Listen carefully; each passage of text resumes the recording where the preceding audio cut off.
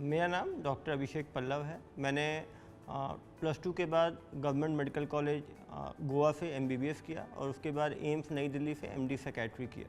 उसके बाद 2012 में UPSC द्वारा कंडक्ट किया गया सिविल सर्विस एग्जामिनेशन में 261 रैंक आने के बाद मुझे IPS मिला और उसके बाद छत्तीसगढ़ काडर मिला। छत्तीसगढ़ काडर में आने के बाद मैं महासमुंद दंतेवाड़ा में पदस्थ रहा। अभी मैं दुर्ग में पुलिस अधीक्षक के रूप में पिछले 6 माह से पदस्थ हूँ।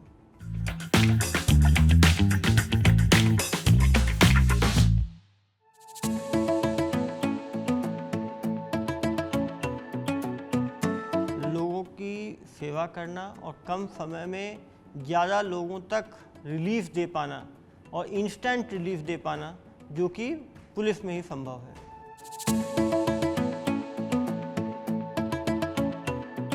Sense of pride, sense of wearing uniform, a sense of able to give instant justice to people.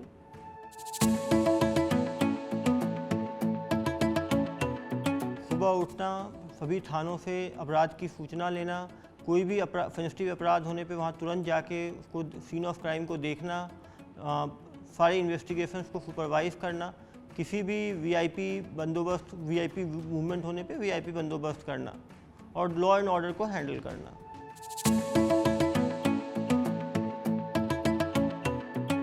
IPS officers के पास सुपरविजन के सारे पावर्स हैं।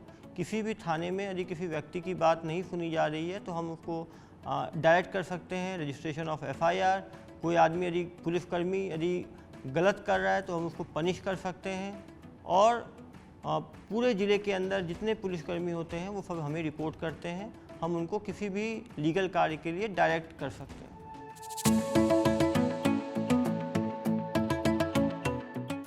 IAS एडमिनिस्ट्रेटिव ऑफिसर है। जो भी 18 डेवलपमेंटल एजेंसीज हैं, health, women and child development, education, irrigation, agriculture, veterinary, उन सभी को IAS देखते हैं। IPS का हमारा मूल काम होता है law and order, crime control prevention और VIP बंदोबस्त। तो कहीं ना कहीं हमारा काम सुरक्षा देना है और IAS का काम उस माहौल, सुरक्षा के माहौल में विकास कार्यों को गति देना है।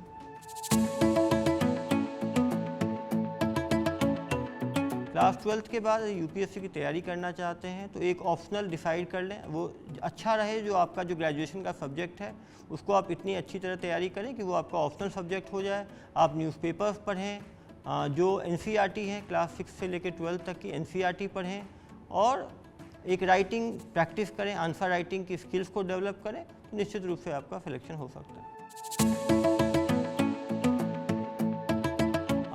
IAS और IPS पूरे सिविल सर्विस के लिए सेम एज लिमिट है।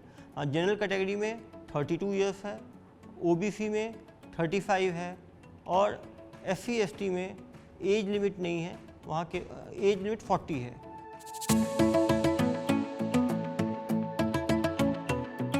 सिविल सर्विस के कॉमन इंटरव्यू होता है। इंटरव्यू में नॉलेज चेक नहीं होती, आपकी पर्सनैलिटी चेक होती है, उसको पर्सनैलिटी असेसमेंट कहते हैं। उसमें आदमी जो कि एक सिविल सर्वेंट बनने के लिए क्वालिटीज़ चाहिए, उसकी इंटेग्रिटी, उसकी सेकुलर क्रेडेंशियल्स, उसकी ट्रूथफुलनेस, कॉन्फिडेंस, लीडरशिप क्वालिटीज़, ये सब गेस किया जाता है। तो पर्सनैलिटी असेसमेंट में UPSC के ब्रोजर में चीज़ें लिखी रहती हैं कि क्या स्किल्स वो टेस्ट करते हैं।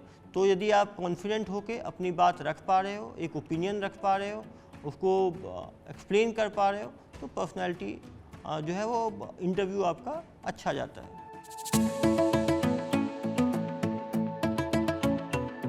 मैंने मेडिकल साइंस और सेक्रेटरी किया है, दोनों काफ़ी रेलेवेंट है पुलिस सर्विस में। मेडिकल साइंस में एम्पैथी हम सीखते हैं, कैसे लोगों की मदद करनी है, जो भी पुलिस में भी काम आता है। सेक्रेटरी में मैंने negotiation skills, counselling skills, stress management, crowd control, ये सभी चीज़ें पुलिस में काम आता है। आप किसी भी सब्जेक्ट से ग्रेजुएशन करें, वो कहीं ना कहीं आपको सर्विसेज में मदद करता है, किसी सब्जेक्ट से ज़्यादा, किसी से कम। लेकिन जो यदि हम ट्रेनिंग अच्छी करें, आईपीएस की ट्रेनिंग जो 2 साल की ट्रेनिंग होती है, तो हर स्पेशलिटी का आदमी पुलिस में आके अच्छा काम कर सकता है।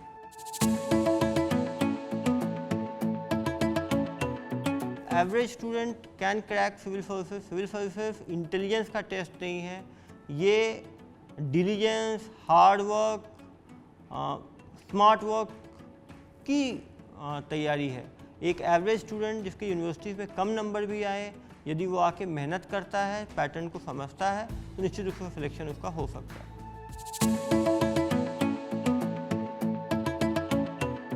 1 साल की तैयारी में यूपीएससी निकालना संभव है, लेकिन उसके लिए ज़रूरी है कि आदमी का जो ऑप्शनल सब्जेक्ट हो उस पर उसकी पकड़ अच्छी हो, कंसेप्ट क्लैरिटी हो, उसकी राइटिंग स्टाइल अच्छी हो, वो सही लोगों से उसने गाइडेंस लिया हो, उसने टाइम बाउंड इम्पोर्टेंट चीज़ों को पढ़ा हो। फर्स्ट अटेम्प्ट में सक्सीड होना संभव है, लेकिन क्योंकि एंट्रेंस में बहुत सारे लोग तैयारी करते हैं तो एक गारंटी नहीं दिया जा सकता, लेकिन यदि कंसेप्ट क्लैरिटी अच्छी है, पहले से बेसिक्स अच्छे हैं, तो सिलेक्शन हो सकता है।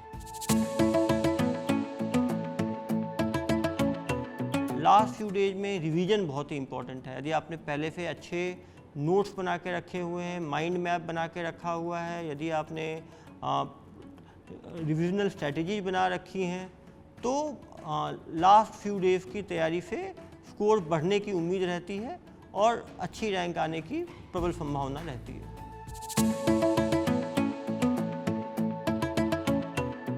बिफोर द एग्ज़ाम बहुत ज़रूरी है कि हम जो चीज़ पहले से समझ चुके हैं, दिमाग में अंडरस्टैंडिंग है, उसी को रिवाइज करें। नई चीज़ें लास्ट में ना पढ़ें, अपने आप पे भरोसा रखें, आराम रात में कम से कम 5-6 घंटे सोएं, सुबह फ्रेश होके जाके एग्ज़ाम में क्वेश्चन पेपर को ध्यान से पढ़ें और जो पूछा गया है उसको पॉइंटेड ढंग से लिखें। यदि हम संयम से क्वेश्चन पढ़ के ठीक से लिखते हैं तो हमारी जो है पॉसिबिलिटी काफ़ी बढ़ जाती है।